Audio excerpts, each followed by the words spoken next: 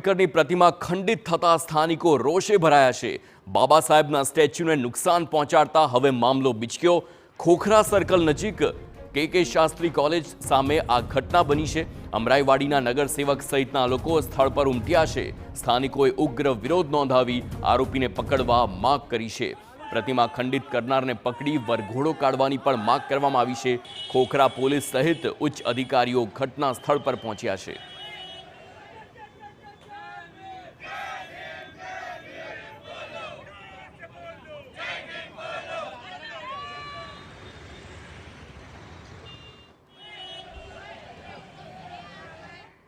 तो बाबा साहेब आंबेडकरनी प्रतिमाने खंडित करवानो जे आखो मामलो छे। संवाददाता रोनक वर्मा लाइव जोड़ाई गया छे, तेमनी साथे सीधी बात करीशुं। रोनक, आखरे कोण हता ए शख्सो जेमणे आ करतूतने अंजाम आप्यो छे अने हवे हाल विरोध चाली रह्यो छे, त्यानी शुं स्थिति छे?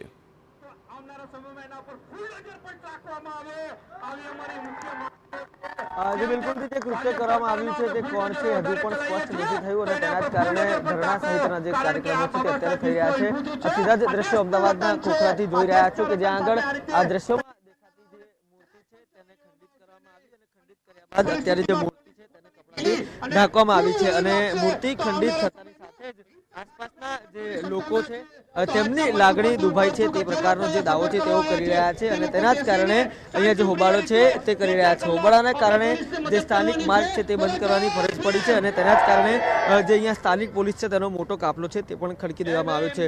સ્થાનિક પીઆઈની સાથે સાથે ઉચ્ચ અધિકારીઓ છે તે પણ ઘટનાની ગંભીરતાને જોઈને અહીંયા ઘટના સ્થળે દોડી આવ્યા છે। ત્યારે કેટલાક લોકો અહીંયા હાજર છે, તેમની સાથે વાત કરવાનો પ્રયાસ કરીશું। બેન, શું સમગ્ર ઘટના હતી અને શું માંગ છે તમારી? મારું નામ અનામિકા મકવાણા છે। ગઈકાલે રાત્રે અહીંયા કોઈ અસામાજિક તત્વો દ્વારા બાબા સાહેબ આંબેડકરની મૂર્તિને ખંડિત કરવામાં આવી છે અને એના વિરુદ્ધમાં અમે અહીંયા લોકો આંદોલન પર બેઠા છીએ। જ્યાં સુધી અમને ન્યાય નહીં મળે, બાબા સાહેબ આંબેડકરની મૂર્તિને જે રીતે ખંડિત કરવામાં આવી છે અને ત્યાં સુધી અહીંયા અમને પ્રત્યારોપણ નહીં કરી આપવામાં આવે, આંબેડકરની મૂર્તિને પાછું માન સન્માનની સાથે અહીંયા એમને ફરીથી અમારી જે જગ્યાએ મૂર્તિ હતી એ જગ્યા પર મૂર્તિને ફરીથી પ્રસ્થાપિત કરવામાં નહીં આવે ત્યાં સુધી અમારી આ માંગ અને અમારી આ લડત ચાલુ રહેશે અહીંયા આ રીતે।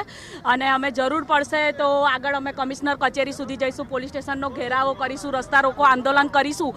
અને જેમ આપણા ગૃહમંત્રી અમિત શાહે 2-4 દિવસ પહેલાં જેમ મીડિયામાં કહ્યું હતું કે ભાઈ આંબેડકર આંબેડકર આંબેડકર, તો આવો સાહેબ આજે હવે તમને બતાડીએ કે આંબેડકર આંબેડકર આંબેડકર, તો આંબેડકર કરવાવાળા કેમ આંબેડકર આંબેડકર કરે છે તો એ તમને હવે અમે બતાવીએ કે આંબેડકર આંબેડકર કેમ કરાય છે, બરાબર? તો આપણા આજ મારો અવાજ છે સાહેબ, તમને નમ્ર વિનંતી છે કે ગૃહમંત્રી સુધી પહોંચવો જોઈએ આપણા મીડિયાના માધ્યમથી કે આંબેડકર આંબેડકર આંબેડકર એમને એમ થતું નથી, બરાબર? અને જ્યાં સુધી અમે જે લોકોએ આ મૂર્તિનું અપમાન કર્યું છે એ લોકોને અહીંયા મૂર્તિની સામે લાવી અને અમને ન્યાય નહીં મળે ત્યાં સુધી અમે અહીંયા આ રીતે બેસીશું, અમારા ચાલીના રહીશું અહીંયા છે, અમે એ લોકોનો વરઘોડો કાઢીશું અહીંયાથી કે અમને જે અમારા જે દેશના અમારા નહીં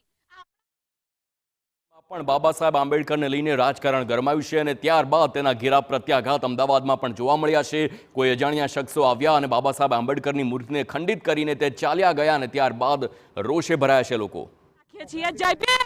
ચોક્કસથી જે પ્રકારે અત્યાર સુધી સંસદમાં જે સંવિધાનનું પુસ્તક જોવા મળી રહ્યું છે તે હવે ક્યાંક ને ક્યાંક રસ્તા પર પણ જે વિરોધમાં જોવા મળી રહ્યું છે। કેટલાક અન્ય આગેવાનો પણ છે, તેમની સાથે વાત કરીશું। શું કહેશો, અત્યાર સુધી કોના પર ડાઉટ છે? કોઈ બીજી કોઈ ઘટના સામે આવી હતી કે કેમ? ડાઉટ એટલે પોલીસ અત્યારે તપાસ કરી રહી છે। અમારી સંપૂર્ણ અપેક્ષા પોલીસ પાસે છે કે આ જે પણ અસામાજિક તત્વો છે તેમને વહેલી તકે પકડવામાં આવે અને સાથે સાથે જે રીતે આ દેશના બંધારણના નેતા કહેવાય, જે વિશ્વ વિભૂતિ છે, દેશ આખામાં જેમનું નામ છે, વિશ્વમાં આખા જેમનું નામ છે, તેમની મૂર્તિને ખંડિત કરવું એ સમગ્ર દલિત સમાજ નહીં પરંતુ 140 કરોડ દેશવાસીઓનું પણ અપમાન છે।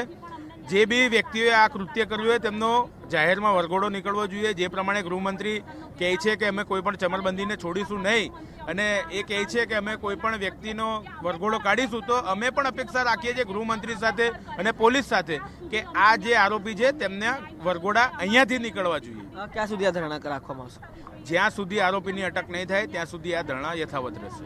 ચોક્કસથી જે પ્રકારે લાગણી દુભાઈ છે, જ્યાં સુધી આરોપીઓની ધરપકડ નહીં થાય ત્યાં સુધી જે ધરણા છે તે યથાવત રાખવામાં આવશે। તે તમામ જે માંગ છે તે સ્થાનિકો કરી રહ્યા છે। તે તમામ બાબતોની વચ્ચે જે પ્રકારે ખોખરામાં બાબા સાહેબ આંબેડકરની જે મૂર્તિ છે, પ્રતિમા છે, તે ખંડિત થઈ છે અને તેનો જ વિરોધ હવે રસ્તા પર જોવા મળી રહ્યો છે। સ્થાનિકો છે તે પણ આકરા મૂડમાં જોવા મળી રહ્યા છે। આભાર રોનક સમગ્ર માહિતી બદલ। તો આ જે લોકો છે તે બાબા સાહેબ આંબેડકરની મૂર્તિ ખંડિત કરવામાં આવીને ત્યારબાદ તે વિરોધ પર ઉતર્યા છે। હાથમાં બંધારણની કોપી લઈને તે વિરોધ કરી રહ્યા છે અને જે પ્રમાણે અમિત શાહનું એક ભાષણ તે વાયરલ થયું હતું તેને લઈને પણ રોષ અગાઉ પણ હતો અને સંસદના ભાષણ બાદ હવે રોડ પર ઉતરી આ જે મૂર્તિ ખંડિત કરવામાં આવી છે તેને લઈને વિરોધ કરવામાં આવ્યો છે। તેમનું સ્પષ્ટપણે કહેવું છે કે આરોપીઓ વિરુદ્ધ કડકમાં કડક કાર્યવાહી થવી જોઈએ।